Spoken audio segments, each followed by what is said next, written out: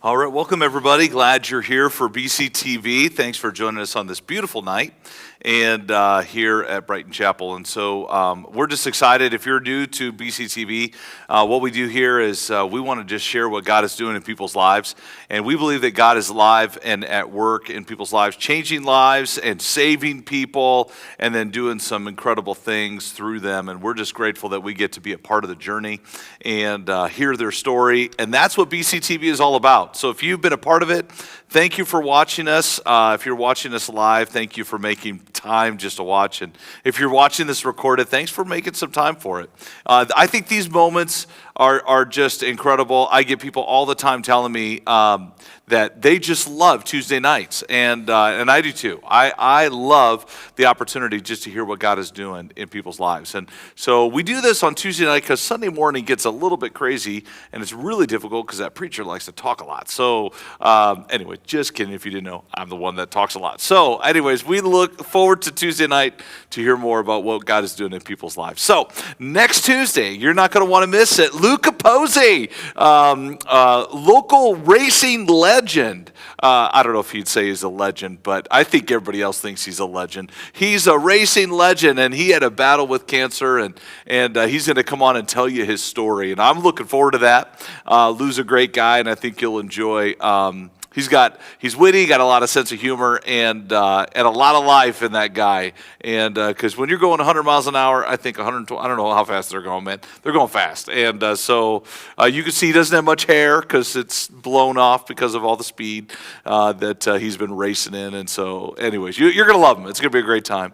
And so look forward next Tuesday. We're looking forward to having Lou with us here that night. Well, tonight we've got a special guest, and this is Curt Dowell. And so, Curt, thanks for joining me. Were you nervous coming on BCTV? Oh, yeah. It's only us. There's nobody else here.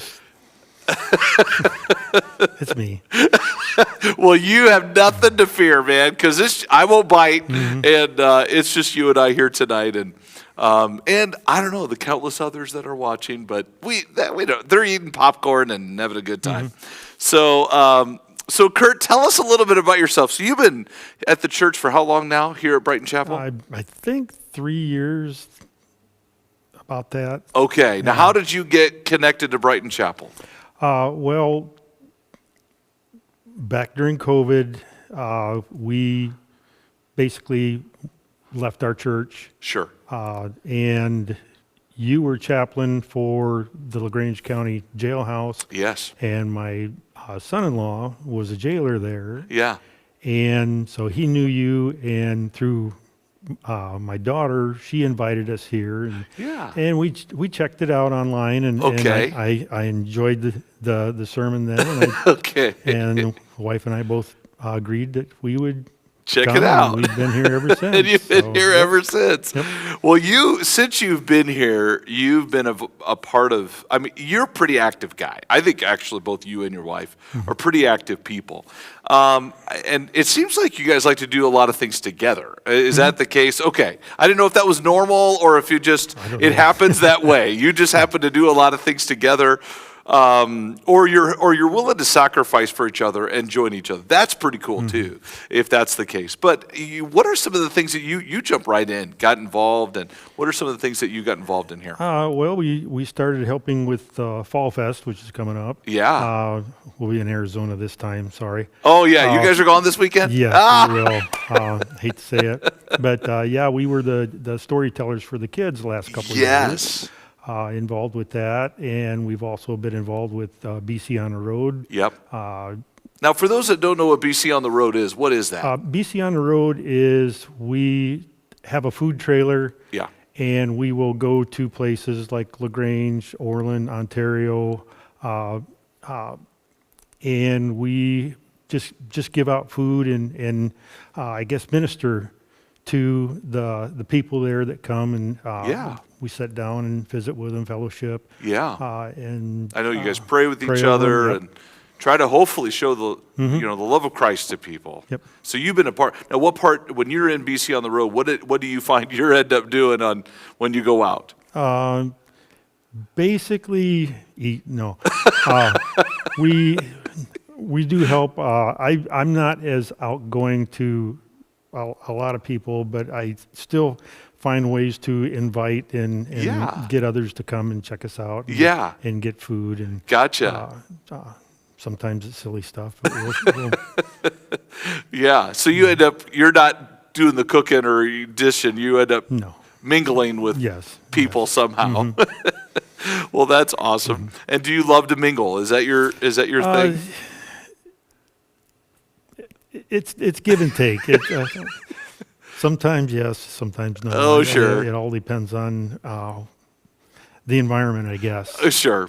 Sure. Now, some people would say they're an extrovert. Some would say they're an introvert. Those words, if you throw those around a lot, what would you say you're more like? I am. I think I'm the introvert till you get to know me, and then you can't shut me up. Well, there you go. I like that. That's normally the way it goes. Gotcha. Well, that's awesome. And so you've been involved in our Sunday school. Like, so how did that how did that happen? Did somebody? We need you to teach. Will you teach? Jim Fearnow, kind of right off the bat when we first met and talked and stuff, I mentioned that I had taught Sunday school or led Sunday school at Fairview where we used to be. Yeah. And he says, "Oh, you're a teacher." So, and he'd been on to me for a while. And then there was a time when there was an opening and I thought, well, I can step in and see, I guess, get my feet wet here and see how it went. And it went well. And looking forward to the next. Yeah, it was like 5 weeks or 4 weeks or something that you did a class. Is that what it was? Yeah, it was about 6 weeks, I think. 6 weeks. Yeah. I know one of the Sundays I wasn't preaching. I think Jim was. And I ended up going back. I was like, oh, I can't wait to hear Curt teach. I'm looking forward to that. And I get back there and you hit play on a TV. And I was like, wait, hold on here. And you had Andy Stanley. Much better than me. Doing a message of studying the Bible or something. The series was the Bible for grown-ups. Yes. So it wasn't so much what's in the Bible, but where the Bible came from and how we have it now. What we have now. Yeah, and that obviously significantly, I think, impacted you. The way you interacted then with us afterwards to the stuff that he was sharing was really solid, really good. And then you're a great facilitator, so that was really great. Yes, so way to that's go. The best word. Yeah, there you go. And so, anything else you've been involved in here? I don't know if that. I mean, that's not yet. That's quite a bit. I mean, so far for being here for 3 years, and you and your wife have just become staples. You're part of the church and family, which I think when you find, when you get here, it's like, I don't know, your first impressions. What do you remember? Some of your first impressions of Brighton Chapel? Like, what was your experience, especially for those that maybe are thinking about coming and checking things out? Like, what should they expect, or what would? I think most of it was just the reception of being here. Everybody was glad to see you, and of course my daughter kind of that helps, led us around a little bit. But it was just everybody was open, happy to see us, and greeted us, and wanted to talk to us. So. Yeah, and then jumping in, was that a scary thing to jump in, or was it because you've served before? Was it just a natural fit? I like to help. Gotcha. I guess I don't want to say busybody. I like to stay busy. Yeah. I like to stay busy. Sure. So if I can help, I want to help. Gotcha. Well, I love that heart about you, because I've noticed that about you, and I love your passion for people and your passion for the Lord, and you bring those two together very well. So we're here. Anyways, we're glad that you guys are part of the church, and we're here. We want to let people know, how did were you this super spiritual stud that we see on Sundays, and at home and all that stuff? Were you always that way? Obviously not. Things we grow, and life takes us through a lot of things. So we want to get to know who's Curt and the journey that God has taken you on, because you didn't know the Lord until you were 30. I was 35. 35 years old. And then you're I did 36. 35, 36, and you're how old now? I am 64. So that gives you about 30 years that you've walked with the Lord. So 35. So there's a lot of life that's been lived without Christ and knowing about Jesus and the gospel. So walk us through it. So or are you from here? Like where were you born? And Okay, I was born in Coldwater, Michigan. Grew up, born and raised there. like went to high school there and everything? Yep. Okay. Went to high school shortly after graduation. Went off to boot camp and school and came back. What branch did you go into? Army National Guard. Oh, okay. Track and vehicle mechanic. Okay. Now, what got you, was that something in the family? Like, I had an uncle that fought in the war, but other than that, that was, I'll say my mother talked me into it. really? Back then I wasn't running with the right people that I should have been, didn't have the Gotcha. right outlook, and she encouraged me, and I thought, it'd get me away from it, and Sure. it did. It changed that part of my life anyway. Wow. Were you like a troublemaker or something? Or? I guess I hung around with a lot of troublemakers. Oh, So, and up in Coldwater, Michigan. well, and then I got away from that and got to be myself or depend on my own teams. And when I got back, I didn't want that kind of life after that. Really? So, Interesting. And then of course, I was raised to be a worker. So you work. Yeah. So, and when you got out of so you went to boot camp, and then as soon as you're out of boot camp, does that mean you come back home? no, we went, well, you come home for a visit, but then you go back in we called it A school. It's where we learn our MOS or our training, what we'll do when we're active duty. Sure. And that's where I learned to work on tanks and Gotcha. vehicles, all military vehicles. So. Oh, okay. So how many years, again, were you in the... Basically 5 years. Oh, okay. And that was away from here?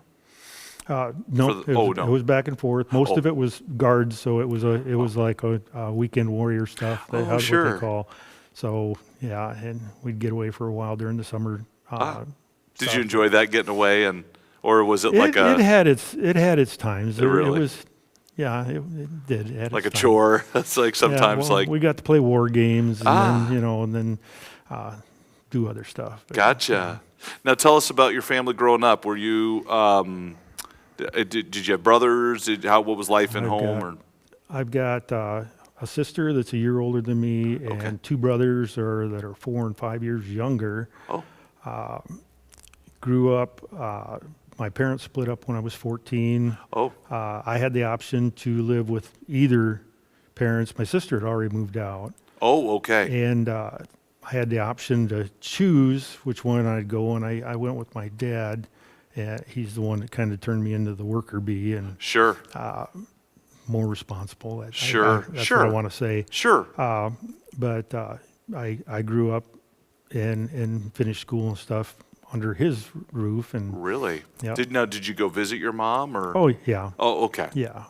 We Great. still saw each other. Gotcha.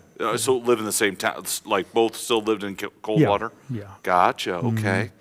Wow. So then, growing up, and then you go off to military. Now you're back, and did you do the military like the weekend warrior stuff, or did you start working when you when you were back and forth when you had the weekend duties? I started a job working when I got back from A school.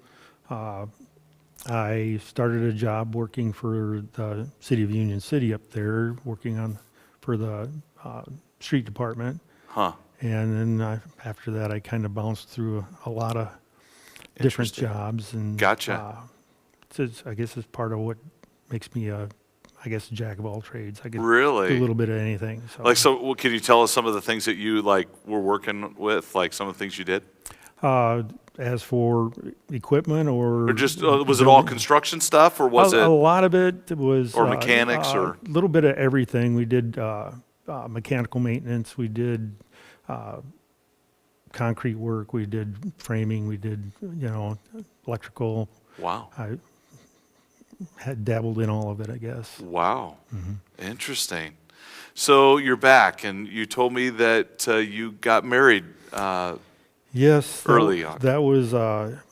I grew up with the idea that that's what you do when you become an adult: is you settle down, you get married, have kids, and that's the American dream, I guess. Sure. Didn't work out well, and moved on, kept moving.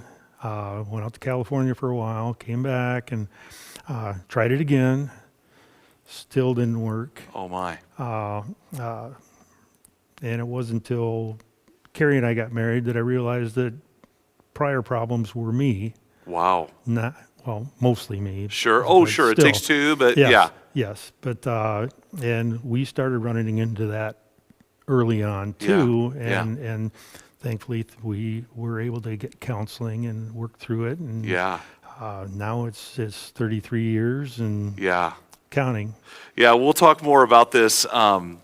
So did you grow up in a Christian home? Like, because you said you met the Lord at 35, and that was when you married Carrie. And that was after. So. No, I grew up unchurched. We considered ourselves Protestant. Sure. And it's like everybody, every American is a Christian. Yeah. Kind of a thing. Exactly. Don't know anything about it, but at least that's what we call ourselves. Carrie had grown up Nazarene. Sure. But she had kind of walked away from the church. We got married, and about a year later, we had Cody, my youngest boy, and she decided to start going back to church. And I was the type, I'll go to church when I get old. Yeah. Or when I get older, I'll go to church when I get older. That's for later in life. So there was not a lot of interest really in the. No, I was focused on basically being a workaholic back then. The man provides for the family and make sure everything's done in that way, and it's a tough focus. But she started going back to church with Cody as a baby, and I was the holiday dad during the holidays, Easter and Christmas and stuff. I'd go to church with her and sit through service and all that. But it was, you get little bits and pieces of it, but it's still I'm busy working. I got things I got to get done. I got to do, and it wasn't till Carrie started helping with Youth for Christ at Prairie Heights School, and working with the middle school kids and stuff.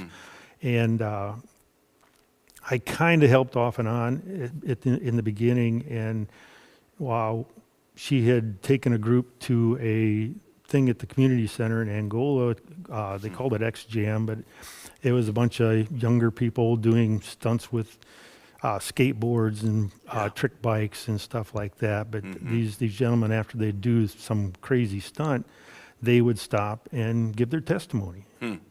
And we watched. I don't know how long we were there, but at the end of the program, they had an altar call. Really? Yeah. And now wait, hold on here. So you're going to church because. She's. Did you mention that she had kind of give you the ultimatum? I'm trying to remember if you mentioned that. That was during our rough time. Yeah. Yeah. When you were that first 5 years, you didn't know the Lord still, and she was like ready to. I can't keep doing this. And were you the Christmas Easter kind of thing? I'll go with you, but not really. And up through those first 5 years. Yeah. And then now she's saying you got to go. And it's like, what have I got to do to? For us to keep this marriage save the marriage. Save the marriage. And wow. And she said, go to church. Go to church. And I said, done. And wow. Surprised her. I'm sure that shocked her. Yeah, it did. If you're not normally going to go and that's not your thing, all of a sudden, yes, I want to save this marriage. Wow. Yeah. And so you're here hearing these stories. What happened? We'd been listening to all the testimonies and everything, and my son, Cody, who was 5 years old, looked at me during the altar call, and he says, "Dad, I want to go do this." And I thought to myself, buddy, if you're getting something out of this, I got to get in on it too. So Wow. we both went down, and we're saved. And Wow. I didn't tell Carrie for 2 weeks. Wait, so she didn't know you guys had She gone? didn't. She was with the Youth for Christ kids down on the floor, so she had no idea where we were or what we were doing. And So you went down with Cody, accepted the Lord as your Savior, Yes. Father, Son, at that moment. Wow. But you didn't tell her. Why did you not tell her? What- I really don't know. I guess I don't know. I still Just don't didn't. know. I just Just didn't. yeah. We're just. So I'll we're- wait and see if she sees a change or anything. I don't know. Sure. I don't know. Sure. Well, I'm sure for you, it's kind of like, again, you're 35 years old. You've seen life, made some mistakes, and you're looking back going, is this what will this do really? Will Jesus change my life? And here I'm giving him my life, and here's the beginning of the change, for you. Wow. So you decided to tell her, like, Yep, or how she did was, it? she was just flabbergasted. She was very happy for me and Wow. everything, but kind of scolded me for not telling her sooner. But still, she was very happy for me, and so we went on, and Did church and how did what changed? Like what for you? Like, do you remember back then? Like boy, going to church. Like, was that like? I needed to go to church. that became a priority, Yeah. and then getting in, not just going to church, but actually getting involved with what was Yeah. going on. Yeah. Things that were, we had, if anybody knows Fairview Missionary Church, Yeah. we had a Bethlehem marketplace every year during Christmas. And, Yeah. we were big involved in that. Carrie made a lot of costumes, and I helped build the Jerusalem. Yeah. Or Bethlehem, that is, sorry. Yeah. So, and then later on, became a trustee. Wow. And served as a trustee for at least 10 years. So like building things, We were, yes. or we making were sure that involved- the building was Yes. operating, running for building everything. maintenance and all that fun stuff. And ushered, and I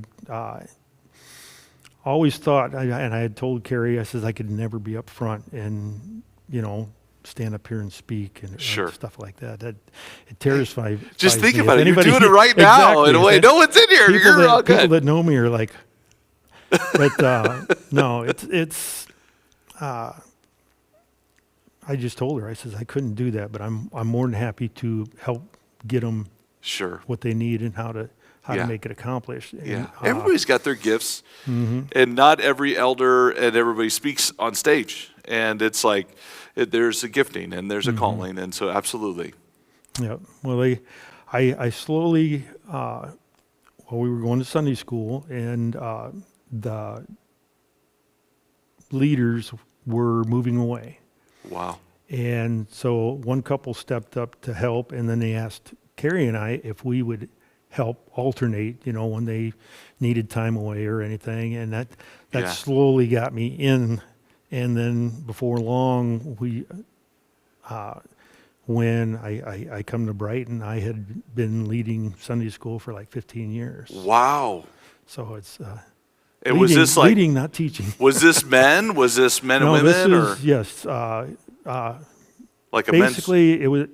We called ourselves family builders. Oh, We okay. were basically couples. Oh, okay. Okay. Family, that had family and stuff, but it was Wow. basically couples. So Wow. So you guys did the like Sunday school stuff and studies and time together, and yeah. and did you ever do stuff outside of the classroom, or? Yes, we had. Well, let me see. Things Blur. blur together. But yes, we would do things.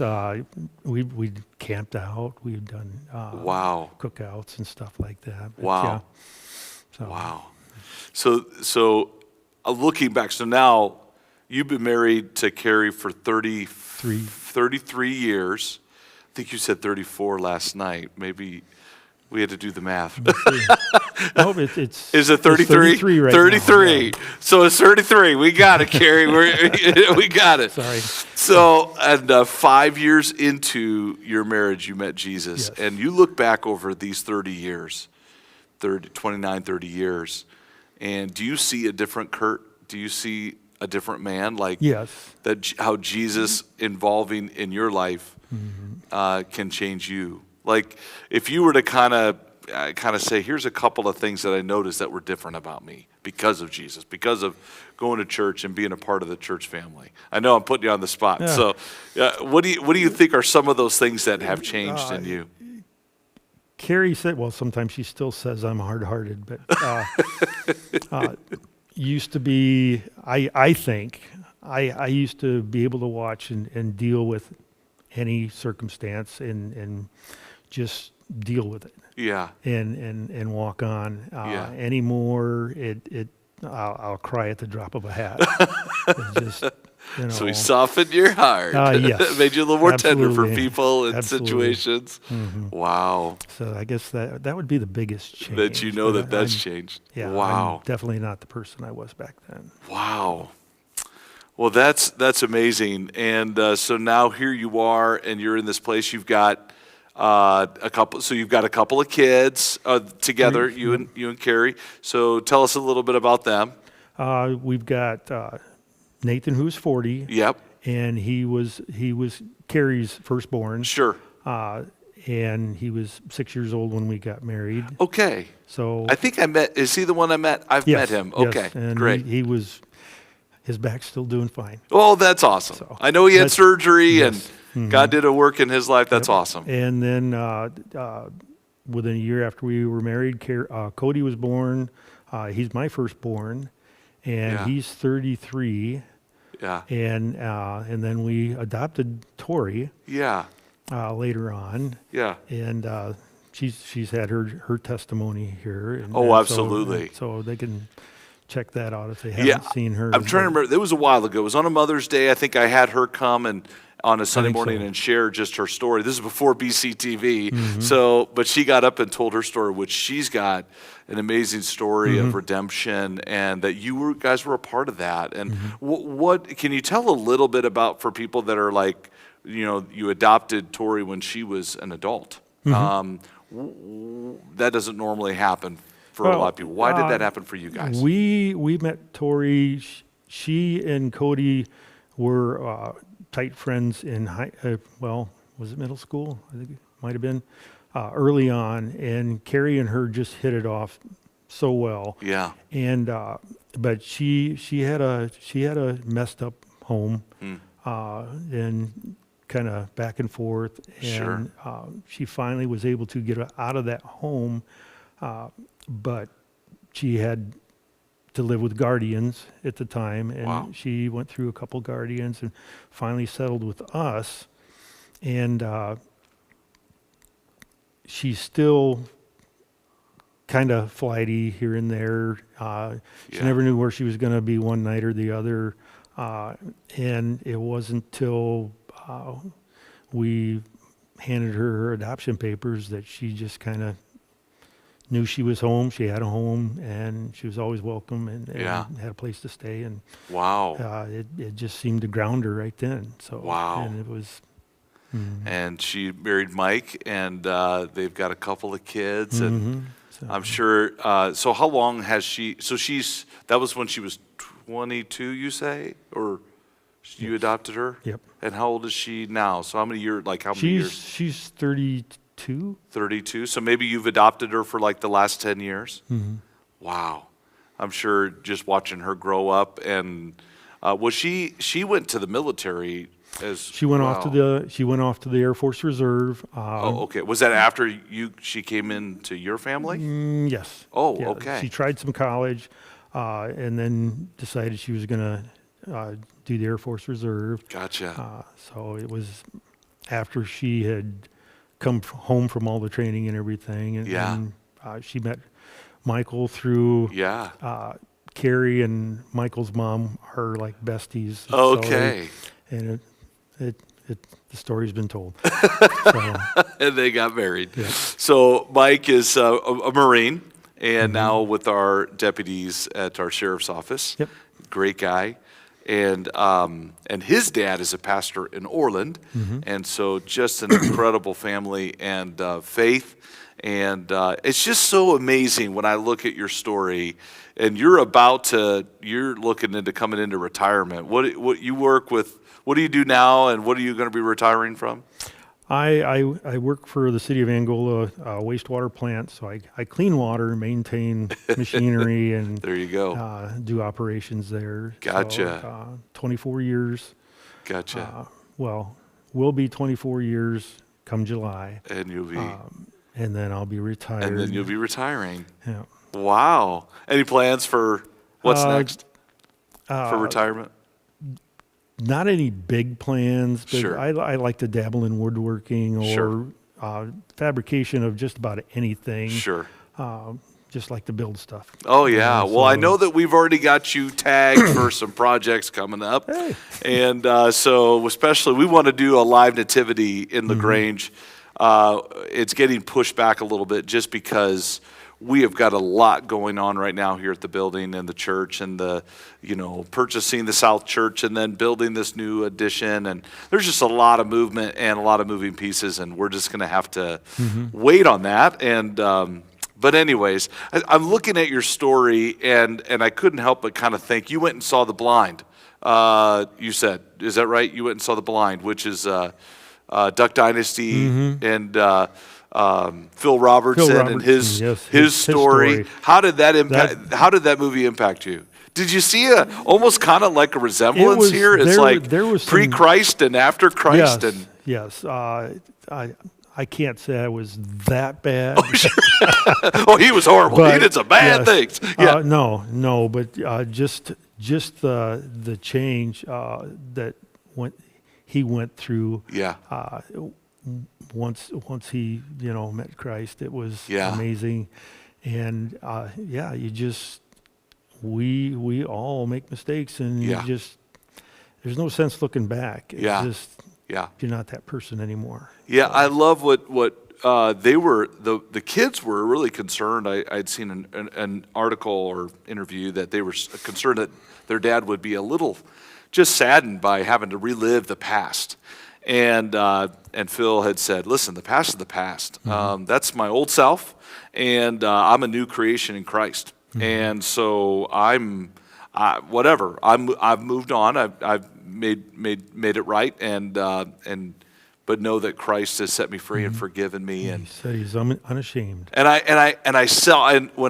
I think of your story, I mean, it resembled, not maybe as dark as his past, but we all have one, and but God has set us free and forgiven us, and because for 35 years, not knowing anything about church, you, like you said, you went Christmas and Easter, but I'm sure that kind of bounced, in one ear, out the other. I got to hear the Christmas story a few times. Yeah, but not a part of you, and even you said growing up, there was no faith in your family, nothing like that. But you said your dad. You were telling us as the elders that your dad kind of became a Jehovah's Witness. Yes, after I had already left the home. Yeah.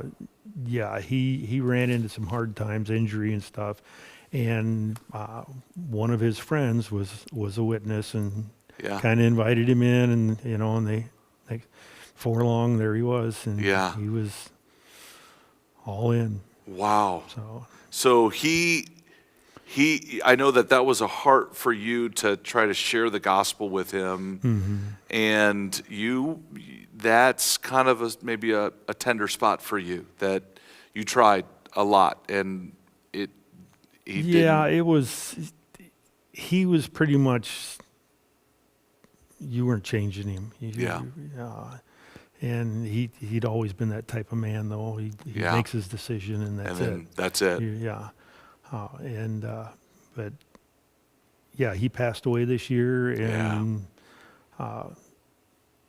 it was sad to watch him go and Yeah. not be able to help him.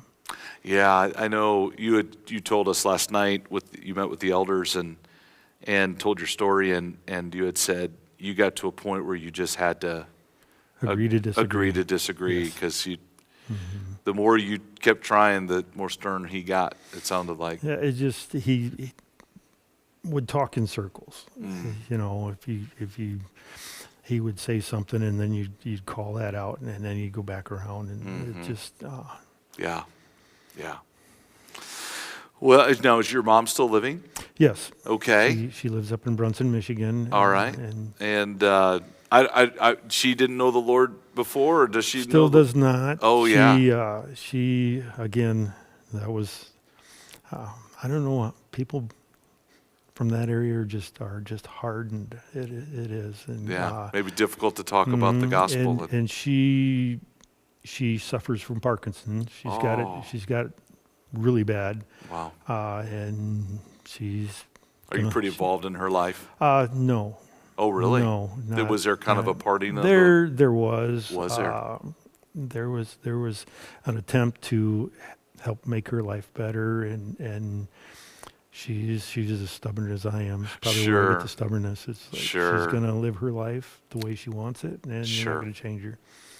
Gotcha. Well, and I'm sure that's hard to, you want so desperately for mom and dad to know the joy of the Lord that you know. And my brothers and sisters. It's just. Yeah.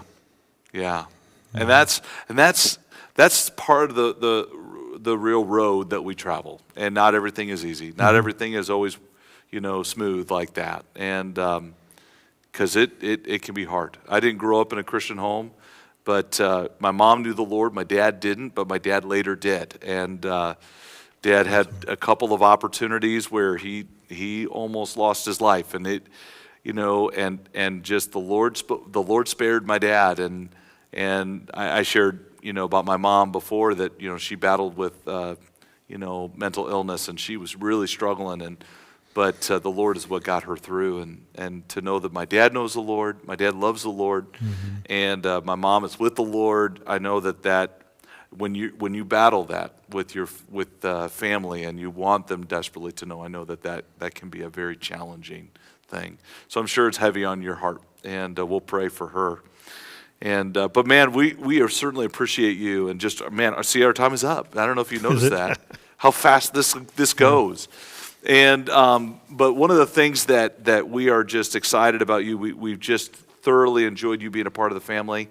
You jumped right in and really connected to people, and I know that one of the things that we have to do periodically is look for elders, and Keith James was one of our elders that had decided to move and felt the call to go live by family, and so as elders, we're looking for somebody who has met the Lord, faithful to his wife, and demonstrated 1 Timothy 3.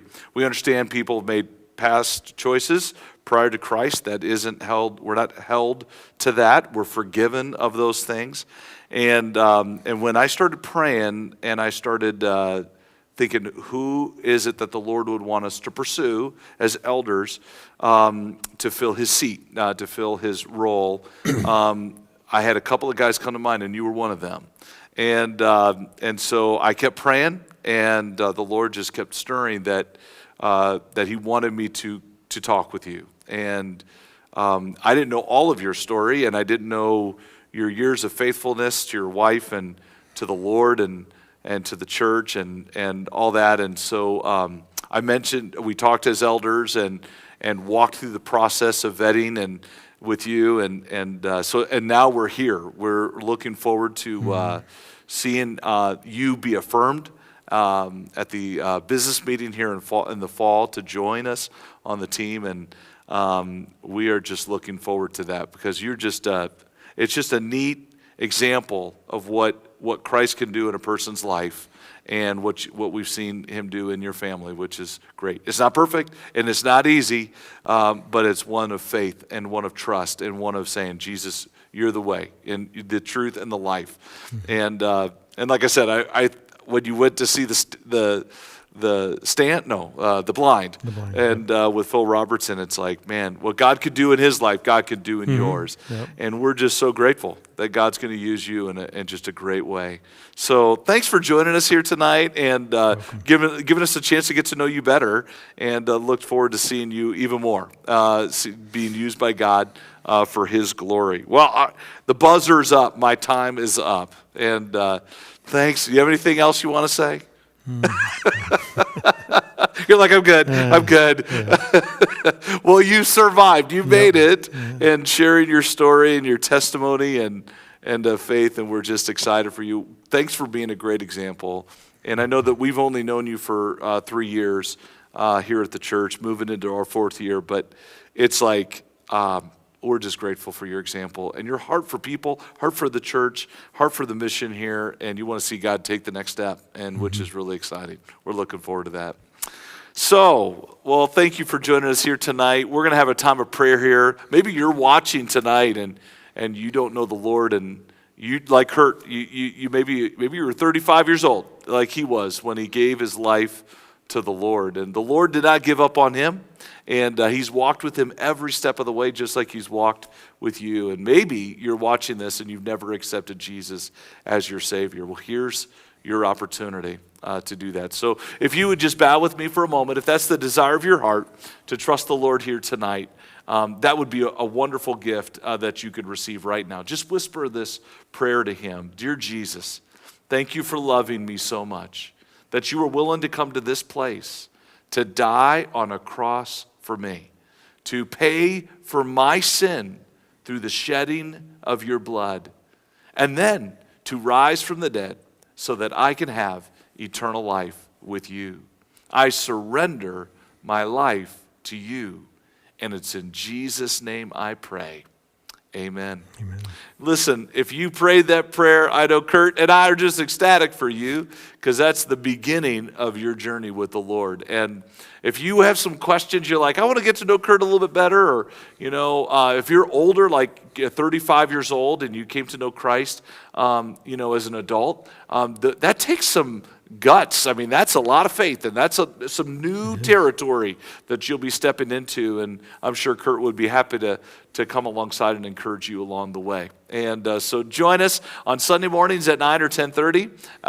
If you want to let us know just how much this encouraged you, if you're on Facebook, just give us a shout out. Let us know how this encouraged you tonight, and share this with others so that people can hear how God can change a life. And we are so grateful to see what God's going to do through this testimony. So thanks, man. Appreciate it. You're welcome. All right. God bless. We'll see you next Tuesday. Have a good night.